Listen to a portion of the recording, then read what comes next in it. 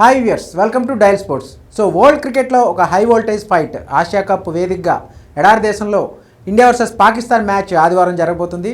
అయితే ఈ టోర్నమెంట్ ఇప్పటివరకు చాలా చప్పగా సాగుతుందన్న ఒక అభిప్రాయం ఉంది. ఎందుకంటే వన్ సైడ్ మ్యాచ్లు జరుగుతున్నాయి. మరి ఇండియా పాకిస్తాన్ మ్యాచ్తో ఒక ఫుల్ జోష్ అయితే రాబోతుందని చెప్పేసి చాలామంది అంచనాలు వేస్తున్నారు.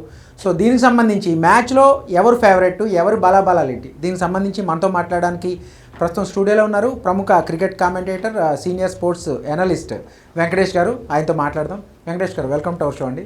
Thank you Naresh. So India versus Pakistan match ఎప్పుడు జరిగిన ఆ క్రేజ్ ఒకలా ఉంటుంది, కానీ ఈసారి ఎందుకో ఆ స్థాయిలో బజ్ అనేది కనిపించట్లేదు అనేది కొన్ని వార్తలు వినిపిస్తున్నాయి. మీరేమంటారు? డెఫినెట్గా అలాగే ఉన్నది. టికెట్ సేల్ కూడా చాలా మందకొడిగా సాగుతున్నట్టు మనకి న్యూస్ వస్తుంది. దానికి there are 2-3 reasons for that. ఒకటి ఏంటంటే బాయ్కాట్ కాల్ ఒకటి ఉంది. పహల్గామ్ నేపథ్యంలో, పహల్గామ్ ఇన్సిడెంట్ నేపథ్యంలో చాలామంది యంగ్ ఫ్యాన్స్ కూడా మేము మ్యాచ్ చూడబోవట్లేదు అని చెప్పి సోషల్ మీడియాలో ట్రెండింగ్ చేస్తున్నారు. పహల్గామ్ విక్టిమ్స్ ఫోటోలు కూడా షేర్ చేస్తున్నారు. అది ఒక్కటి కొంత కారణం. రెండోది ఏంటంటే విరాట్ కోహ్లీ, రోహిత్ శర్మ వాళ్ళు రిటైర్ అయిన తర్వాత కొంచెం ఎట్లయినా ఆ ఫీలింగ్ ఉన్నది. ఎందుకంటే పాకిస్తాన్తో మ్యాచ్ అనగానే మనకి విరాట్ కోహ్లీ గుర్తుకొస్తాడు. విరాట్ కోహ్లీ 2022 వరల్డ్ కప్లో మెల్బోర్న్లో ఆడిన 82 నాట్అవుట్ మ్యాచ్ విన్నింగ్ నాక్ కానీ, రీసెంట్గా ఈ ఏడాది బిగినింగ్లో మన ఛాంపియన్స్ ట్రోఫీ ఆడినప్పుడు కూడా పాకిస్తాన్తో ఆడినప్పుడు Virat Kohli scored century. So పాకిస్తాన్తో ఫైట్ అనగానే మనకి విరాట్ కోహ్లీ గుర్తుకొస్తాడు. విరాట్ కోహ్లీ లేకపోవడం అదొక కారణం. మూడోది ఏంటంటే పాకిస్తాన్ టీం కూడా అంత స్ట్రాంగ్గా లేదు గతంలో. వాళ్ళ దగ్గర కూడా బిగ్ నేమ్స్, చాలా మంది సీనియర్ లేరు, బిగ్ నేమ్స్ లేవు. బాబర్ గుర్తుకొస్తాడు. బాబర్, రిజ్వాన్ వీళ్ళే మన పాకిస్తాన్ అనగానే గుర్తుకొచ్చే పేర్లు అవి. సో వాళ్ళు లేరు ఇప్పుడు ఆ టీంలో. పాకిస్తాన్ టీం మన టీంతో పోలిస్తే చాలా చాలా వీక్గా కనిపిస్తుంది. సో అందుకని టెన్షన్ కూడా లేదు. మామూలుగా పాకిస్తాన్ మ్యాచ్ అంటే టెన్షన్, మనం ఓడిపోతామన్న టెన్షన్తో ఒక ఎక్సైట్మెంట్ క్రియేట్ అవుతుంది.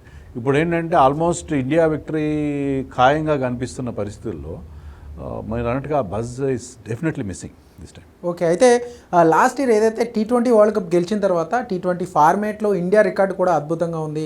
దాదాపు ఆ డామినేషన్ అనేది కనిపిస్తుంది. యంగ్ క్రికెటర్స్ ఈ విజయాల్లో కీలకమయ్యారు అనుకోలేము మనం ఇప్పుడు ప్రజెంట్ ఉన్న టీంలో కూడా.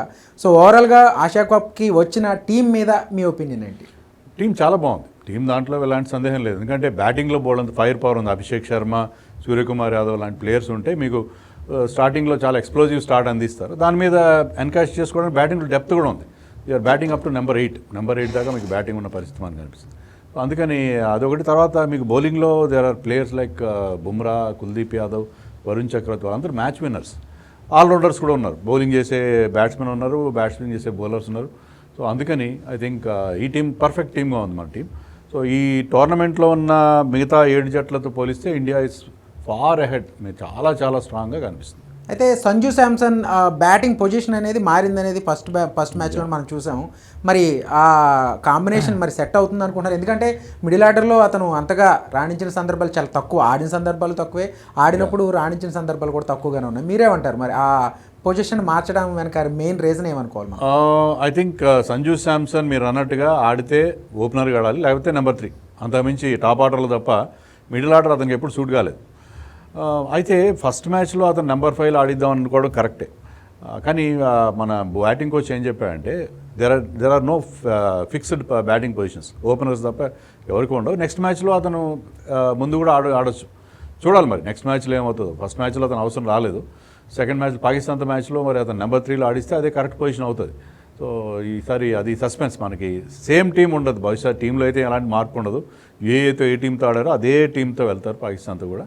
బట్ ఓన్లీ సంజు శాంసన్ ఎక్కడ బ్యాటింగ్ చేస్తాడు, నెంబర్ 3లో కానీ అట్లీస్ట్ నెంబర్ 4లోనే ఆడతారా, లేకపోతే లాస్ట్ మ్యాచ్లో లాగా నెంబర్ 5లో ఆడిస్తారా అనేది ఒకటే కొంచెం మనకు సస్పెన్స్గా అనిపిస్తుంది. ఓకే, అలాగే శివన్ దూబే గురించి మనం చూసుకోవాలి. ఎందుకంటే సూర్యకుమార్ యాదవ్ చాలా కాన్ఫిడెంట్గా ఉన్నాడు తన ప్లేస్ మీద.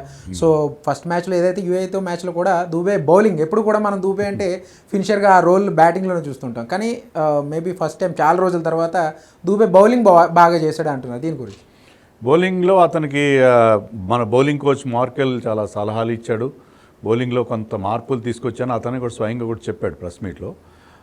చాలా ప్లస్ అది. ఎందుకంటే అతను కనుక మీకు థర్డ్ సీమర్గా ఉంటే బుమ్రా అండ్ హార్దిక్ పాండ్యా న్యూ బాల్తో తర్వాత డెత్లో బౌలింగ్ చేస్తారు. థర్డ్ సీమర్గా మీకు శివన్ దూబే కనుక మిడిల్ ఓవర్స్లో బౌలింగ్ చేయగలిగితే స్పిన్నర్ల మధ్యలో 3 స్పిన్నర్లతో ఆడొచ్చు. మీరు బోత్ కుల్దీప్ యాదవ్, తర్వాత వరుణ్ చక్రవర్తి, అక్షర్ పటేల్ ముగ్గురిని ఆడించుకునే అవకాశం ఉంటుంది. ముగ్గురు కూడా అక్కడ జనరల్గా మనం చూస్తుందంటే స్పిన్నర్స్కి ఎక్కువ హెల్ప్గా అనిపిస్తుంది. సో మీకు అతను థర్డ్ సీమర్గా ఉంటే చాలా చాలా ఉపయోగపడుతుంది. రెండోది ఏంటంటే ఈ ప్లే స్పిన్ వెరీ వెల్. బ్యాట్స్మెన్గా స్పిన్నర్స్ని చాలా పెద్ద పెద్ద సిక్స్లు కొట్టడం అతనికి అలవాటు. సో అతను ఈ టోర్నమెంట్లో మనకి డేంజర్ ఉండే పాకిస్తాన్ తింటూ అందరితో స్పిన్నర్స్ని ఎక్కువ డేంజర్ అయింది. సో అతను ఫినిషర్గా మనకి బాగా పనికి వస్తాడని చెప్పి ఆ రకమైన అతన్ని కొద్దిగా అంటే రింకు సింగ్ని పక్కన పెట్టి అతనికి ఇంపార్టెన్స్ ఇవ్వడానికి మెయిన్ కారణం ఒక బౌలింగ్ ఆప్షన్ వల్ల. T20లో ఆల్రౌండరే ప్రయారిటీ కాబట్టి డెఫినెట్గా మీకు ముఖ్యంగా గంభీర్ వచ్చిన తర్వాత మనకి ఏం కనిపిస్తుంది అంటే మల్టీ స్కిల్డ్ ప్లేయర్స్కి ఎక్కువ ఇంపార్టెన్స్ ఇస్తాను. నేను కేవలం బ్యాటింగ్ చేస్తాను లేకపోతే కేవలం బౌలింగ్ చేస్తానంటే వాళ్ళకి ఎక్కువ ఇంపార్టెన్స్ ఇవ్వట్లేదు. అందుకనే చాలామంది రుతురాజ్ గైక్వాడ్ లాంటి వాళ్ళని కొంతమంది పక్కన పెట్టడానికి కూడా మెయిన్ రీజన్ అదే కనిపిస్తుంది. ఓకే, అయితే హర్షదీప్ సింగ్ మళ్ళీ బెంచ్ మీదే పరిమితం అయ్యే అవకాశాలు ఉన్నాయి. ఎందుకంటే T20 ఫార్మేట్లో మోస్ట్ సక్సెస్ఫుల్ బౌలర్గా 99 వికెట్స్, 1 వికెట్ తక్కువలో ఉన్నాడు 100కి. సో అతన్ని పక్కన పెట్టడానికి అంటే అక్కడ స్కోప్ లేదనుకోవాలి మనం, అంటే ఫైనల్ కాంబినేషన్. పక్కన పెట్టడం కొంచెం మనకి అన్యాయంగానే కనిపిస్తుంది. ఎందుకంటే అంత మంచి మీరు చెప్పినట్టుగా ఈవెన్ మన T20 వరల్డ్ కప్ గెలిచినప్పుడు కూడా బుమ్రా కంటే అతను ఎక్కువ వికెట్లు తీశాడు. సో చాలా మంచి బౌలర్. ఆ పర్టికులర్ ఫైనల్లో 19th ఓవర్లో కేవలం 4 runs ఇచ్చాడు. సో అతని కాంట్రిబ్యూషన్ కూడా చాలా ఉంది. Is perfectly suited for this game. కానీ మన ఇండియన్ టీంకి ఇప్పుడున్న స్ట్రెంత్ ఎలా ఉందంటే మీరు హర్షదీప్ లాంటి ఒక ప్లేయర్ని కూడా ఆడించుకోలేని పరిస్థితి కనిపిస్తుంది. ముఖ్యంగా కుల్దీప్ యాదవ్ అండ్ వరుణ్ చక్రవర్తి చాలా ఇంపార్టెంట్ అవుతారు పాకిస్తాన్. ఎందుకంటే వాళ్ళు IPL ఆడరు పాకిస్తాన్ వాళ్ళు. సో వీళ్ళిద్దరు బౌలింగ్ ఫేస్ చేసిన ఎక్స్పీరియన్స్ లేదు వాళ్ళకి. సో వరుణ్ చక్రవర్తి, కుల్దీప్ యాదవ్ని పిక్ చేయడంలో వాళ్ళు చాలా ఇబ్బంది పడతారు. వాళ్ళు గుగ్లీస్ని పిక్ చేయడానికి బాల్ లోపలికి వస్తుందా బయటకు వస్తుందా ఏ రకంగా అర్థం కాదు. సో వాళ్ళిద్దరు చాలా కీలకమైన బౌలర్స్. అందుకనే ఈ రకమైన ఏర్పాటు చేస్తున్నారు. మన వాళ్ళు ఇద్దరిని ఆడిస్తే మనకి చాలా చాలా ఉపయోగపడుతుంది. అయితే కుల్దీప్ ఈ టోర్నమెంట్కి సెలెక్ట్ అయిన తర్వాత కూడా చాలా మందికి డౌట్స్ ఉన్నాయి ఫైనల్ కాంబినేషన్లో ఉంటాడు. ఎందుకంటే ఇంగ్లాండ్ టూర్ కంప్లీట్గా అతను బెంచ్ మీదే ఉంచారు. సో మళ్ళీ కుల్దీప్ని తీసుకుంటారా లేదా, కానీ ఫస్ట్ మ్యాచ్లో అతను ప్రూవ్ చేసుకున్నాడు అనుకుంటా. నెక్స్ట్ మ్యాచ్లో అతను ఉండకపోవచ్చు అనేది కొంతమంది మాజీ క్రికెటర్లు కూడా చెప్తున్నారు. దీని గురించి ఏమంటారు మీరు? ఖచ్చితంగా ఉంటాడు నేను అనుకుంటున్నాను. ఎందుకంటే అతను కసి మీరు అన్నట్టుగా 5 టెస్ట్ మ్యాచ్లు కూర్చోబెట్టారు అతన్ని. అంత మంచి బౌలర్ని పక్కన కూర్చోబెట్టడం అనేది చాలా అన్యాయంగా అనిపించింది మనకి. కానీ టీం కాంబినేషన్ కుదరలేదు. ఇప్పుడు ఆ కసి అంతా వాళ్ళ మీద చూపించినట్టున్నాడు UAE బ్యాట్స్మెన్ పైన. సో అతను అంత మంచి బౌలింగ్ చేసిన తర్వాత అంత ఫామ్లో ఉన్న బౌలర్ని, అంత మంచి రిథంలో ఉన్న బౌలర్ని పక్కన పెట్టే అవకాశం మాత్రం లేదు. సో డెఫినెట్గా అతను ఆడిస్తారని అనుకుంటున్నాను. ఓకే, అయితే what about Suryakumar Yadav captaincy గురించి ఏం చెప్తారు? ఎందుకంటే వైస్ కెప్టెన్గా శుభ్మన్ గిల్ని తీసుకొచ్చిన తర్వాత ఫ్యూచర్ T20 వరల్డ్ కప్ ఉంది నెక్స్ట్ ఇయర్ స్టార్టింగ్లోనే, ఫిబ్రవరి మార్చ్ మధ్యలో. సో అప్పటికి కెప్టెన్సీ చేంజ్ ఉంటుందేమో ఒకవేళ చాలామంది వార్తలు అయితే వస్తున్నాయి. మేబీ సూర్యకుమార్ యాదవ్కి ఇది ఒక టెస్ట్, లిట్మస్ టెస్ట్ కానీ చెప్పుకోవాలి ఈ టోర్నమెంట్ గెలవడం. డెఫినెట్గా. ఎందుకంటే ఇప్పటివరకు అతని రికార్డ్ క్యాప్టెన్గా చాలా బాగుంది. అయితే క్యాప్టెన్సీ టేకప్ చేసినప్పటి నుంచి అతని బ్యాటింగ్ ఫామ్ బాగా దెబ్బతింది. సో ఇటీవల కాలంలో అతను పెద్ద స్కోర్లు ఏం చేయలేదు.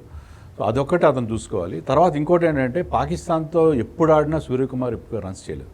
సో అది కూడా అతనికి అగేన్స్ట్గా మనకి అనిపిస్తుంది. పాకిస్తాన్తో అంటే ప్రెషర్ మ్యాచ్లో పాకిస్తాన్తో ఆడినప్పుడు కానీ లేకపోతే నాకౌట్ మ్యాచ్లు, ఫైనల్స్, సెమీఫైనల్స్లో ఎప్పుడు ఫెయిల్ అవుతూ వచ్చాడు. సో ఇలాంటి టెన్షన్ ఉండే గేమ్స్, కాస్త ఇంపార్టెంట్ గేమ్స్లో ఎంతవరకు ఆడతాడు అతను అనేది ఒక క్వశ్చన్ మార్క్. సో అతను కూడా ప్రూవ్ చేసుకోవాలి. శుభ్మన్ గిల్ కూడా ప్రూవ్ చేసుకోవాలి వైస్ కెప్టెన్.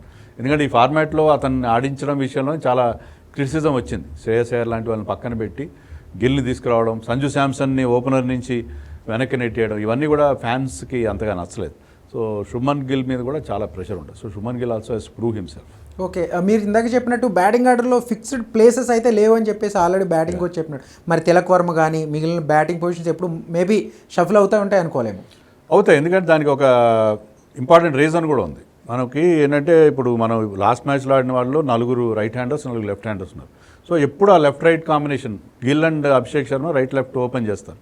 సో ఒక లెఫ్ట్ హ్యాండర్ అవుట్ అయితే ఒక లెఫ్ట్ హ్యాండర్ వస్తాడు, ఒక రైట్ హ్యాండర్ అవుట్ అయితే ఒక రైట్ హ్యాండర్ వస్తాడు. ఆ రకంగా మన లెఫ్ట్ రైట్ కాంబినేషన్ అది ఖచ్చితంగా మెయింటైన్ చేసే అవకాశం ఉంది. అంటే హార్డ్ అండ్ ఫాస్ట్ రూల్ ఏం కాదు, అది అకార్డింగ్ టు సిచ్యుయేషన్ మార్పులు చేస్తారని ఎక్స్పెక్ట్ చేసి. Okay, coming to the Pakistan team, ఏం చెప్తారు మీరు? అంటే వాళ్ళు ఆల్రెడీ ఒమన్ మీద గెలిచారు, కానీ వాళ్ళకి గట్టి పోటీనే ఇచ్చింది ఒమన్ కూడా. సో మనం పాకిస్తాన్ అంటే అన్ఫార్చునేట్లీ వాళ్ళు ఎప్పుడు ఎలా ఆడతారో వాళ్ళకే తెలియదు. సో ఒకసారి పెద్ద టీంల మీద గెలుస్తారు, ఒకసారి చిన్న టీంలు ఓడిపోతుంటారు. మరి ఇండియాకి ఎంతవరకు వాళ్ళు ఒక ఫైట్ అనేది ఇవ్వచ్చు? ఇస్తారు, డెఫినెట్గా ఇస్తారు. ఎందుకంటే ఇండియా అనగానే బాగా ఆడతారు. మీరు T20 వరల్డ్ కప్లో కూడా మనం గెలిచినప్పుడు చాలా నేరో మార్జిన్తో గెలిచాం. బుమ్రా బౌలింగ్ ప్రతి వాళ్ళు గెలిచాం ఆ మ్యాచ్. మన ఇండియా ఐ థింక్ 120 కూడా చేయలేదు ఫస్ట్ బ్యాటింగ్ ఆ మ్యాచ్లో. సో అలాంటి పాకిస్తాన్ మీద ఎప్పుడు మనం వాళ్ళు తక్కువగా అంచనా వేయలేదు. వాళ్ళ దాంట్లో టాలెంట్ ఉంది, కన్సిస్టెన్సీ లేదు. మెయిన్గా యంగ్స్టర్స్ బాగున్నారు. సయీమ్ అయ్యూబ్ అని అతను లాస్ట్ మ్యాచ్లో రన్స్ చేయలేదు, వికెట్లు తీశాడు. But he is a very very talented player. మరొక ఓపెనర్ కూడా అతను కూడా మంచి ఫరాన్, అతను కూడా మంచి ప్లేయర్. స్పిన్నర్స్ బాగున్నారు వాళ్ళకి. అబ్రార్ తర్వాత వాళ్ళ కోచ్ కూడా మైక్ హసన్ అదే చెప్పారు, స్పిన్నర్లు గేమ్ చేంజర్లు అవుతారు. వాళ్ళకి ఇద్దరు స్పిన్నర్స్ ఉన్నారు. అబ్రార్ ఒకడు, తర్వాత మన కుల్దీప్ లాగా వాళ్ళకి ముఖీమ్ అనే బౌలర్ ఉన్నాడు, అతను కూడా లెఫ్ట్ ఆర్మ్ స్పిన్నర్. సో వీళ్ళిద్దరూ వాళ్ళకి చాలా ఇంపార్టెంట్. మనకి నవాజ్ కూడా మంచి ఫామ్లో ఉన్నాడు, మహమ్మద్ నవాజ్. దుబాయ్ పిచ్ కండిషన్స్కి రిస్ట్ స్పిన్నే బాగా యూజ్ అవుతుంది. రిస్ట్ స్పిన్నర్స్ ఎక్కడైనా వాళ్ళు రాణిస్తారు. ఇప్పుడు మనం చూసిన కుల్దీప్ యాదవ్ ఎలా అయితే పర్ఫామ్ చేశాడో, సో ఐ థింక్ డెఫినెట్గా అందులో ఆ గ్రౌండ్ కూడా సైజ్ కూడా పెద్దది. అంటే మీరు ఈజీగా సిక్స్లు కొట్టే అవకాశం లేదు అక్కడ. మిస్ హిట్ అయితే కూడా క్యాచ్లు వెళ్ళే ప్రమాదం ఉంటుంది, పెద్ద గ్రౌండ్ కాబట్టి. స్పిన్నర్స్ చాలా ఇంపార్టెంట్ రోల్. స్లో పిచ్చెస్ ఉంటాయి అక్కడ. ఫాస్ట్ బౌలర్స్కి ఇప్పటివరకు చూసిన మ్యాచ్లో మనకి ఫాస్ట్ బౌలర్స్కి ఏం పెద్ద హెల్ప్ లేదు. ఇంకా ఏమైనా ఉంటే అబుదాబీలో ఉంటుంది. ఇంకా అబుదాబీ ఓపెన్ గ్రౌండ్, అక్కడ బ్రీజ్ ఫ్యాక్టర్ కూడా చాలా ఉంటుంది. అక్కడ జనరల్గా ఫాస్ట్ బౌలర్స్కి హెల్ప్ ఉంటుంది. దుబాయ్లో ఎప్పుడు కూడా స్పిన్నర్స్ బాగా రాణించే అవకాశం. అయితే సౌత్ ఆఫ్రికా నిన్న ఇంగ్లాండ్ మ్యాచ్లో 300+ స్కోర్, అటువంటి స్కోర్ ఏమి మనం ఎక్స్పెక్ట్ చేయలేమేమో అయితే ఈ పిచ్ల మీద. ఇంకోటి కూడా అక్కడ ఏంటంటే గ్రౌండ్ సైజ్ పెద్దది, అవుట్ ఫీల్డ్ చాలా స్లో ఉంది. దుబాయ్లో మీరు చూస్తే బాల్ బౌండరీకి వెళ్ళట్లేదు, చాలా చాలా స్లోగా వెళ్తుంది. మామూలుగా బౌండరీకి వెళ్ళే బాల్ కూడా 2 రన్సే వస్తున్నాయి ఇక్కడ. సో అందుకని పెద్ద స్కోర్లు మనం ఎక్స్పెక్ట్ చేయడానికి. యావరేజ్ విన్నింగ్ స్కోర్ ఎంత అనుకోవాలి? ఐ థింక్ అక్కడ యావరేజ్ స్కోర్ 150 160 ఉన్నది అక్కడ జనరల్ యావరేజ్ స్కోర్. కానీ మనం మ్యాచ్ ఆడినప్పుడు ఫస్ట్ బ్యాటింగ్ కనుక ఇండియా ఫస్ట్ బ్యాటింగ్ చేస్తే 170 175 చేస్తే దాన్ని ఈజీగా డిఫెండ్ చేసుకునే అవకాశం. Okay, thank you very much Venkatesh గారు, మా స్టూడియోకి వచ్చి మీ విశ్లేషణ ఇచ్చాను. Thank you very much. So India versus Pakistan మ్యాచ్లో ఖచ్చితంగా ఇండియానే ఫేవరెట్, ఎందుకంటే గత రికార్డులు కానీ బలాబలాల పరంగా ఇండియానే ఫేవరెట్గా ఉంది. అలాగే మన స్పిన్నర్లు, వాళ్ళ స్పిన్నర్లు ఉన్నారు, కానీ ఎప్పుడు ఎలా ఆడుతుందో తెలియదు కాబట్టి పాకిస్తాన్ కూడా తేలిగ్గా అంచనా వేసే పరిస్థితి లేదని వెంకటేష్ గారు చెప్తున్నారు. Keep watching dial sports.